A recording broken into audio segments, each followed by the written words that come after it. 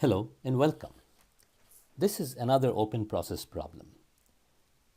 Open process means the system is open. As you can see, there's a fluid being discharged here, and the system goes through a process from a clear beginning state to a final state. This type of problems are covered in chapter 5. Anyway, in this problem, we are given the initial state. We have saturated liquid of water at 200 degrees Celsius. The tank's volume is supplied, and it's being heated. There is a source, external heating source, and so heat goes in here, Q, from a source at 300 degrees Celsius. As the liquid is drained, the heating is necessary to maintain the temperature. We are asked if the half of the fluid is drained out. Obviously, what is drained out is liquid, saturated liquid in this problem. In that case, to find the mass which is discharged, the heat transfer, and the entropy generation. So we'll go and open a suitable test step. Obviously, it will be open process and PC model because we have a phase change occurring here. So no, water is the default fluid. Temperature is given, not pressure, 200 degrees Celsius, and it's all saturated liquid, x equals 0, and the tank volume is given to us as 0.5 meter cube. So that is enough for state 1. For state 2, we have the final condition. What is known is that the temperature doesn't change. That was one of our conditions in this problem. Heating is going on so that the temperature doesn't change. And mass has become half because half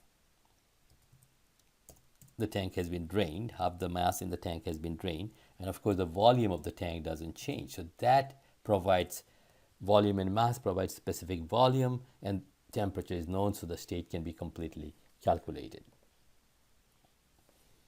If we go to state 3, which is our discharge state, the saturated liquid is being drained, so the temperature of state 2 and or 1, this temperature doesn't change in this problem, and x equals 0.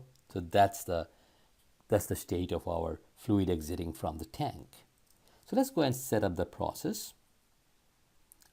It's an open process. As you can see, the schematic well describes the process. We pick up the begin state. We have state 1 is our beginning state. H2O has been selected. And our final state is state 2. Notice that this schematic allows you to choose either an inlet or exit or both. In this case, we have just an exit, state 3. Also, the boundary work is 0 because the system volume doesn't change. If we do a calculate, we found the heat transfer. But notice that the entropy generation is calculated as negative, which is impossible, forbidden by second law of thermodynamics. Well, the reason is the culprit is the boundary temperature, because the temperature there cannot be lower than the fluid temperature. In fact, the boundary temperature supplied is 300 degrees Celsius.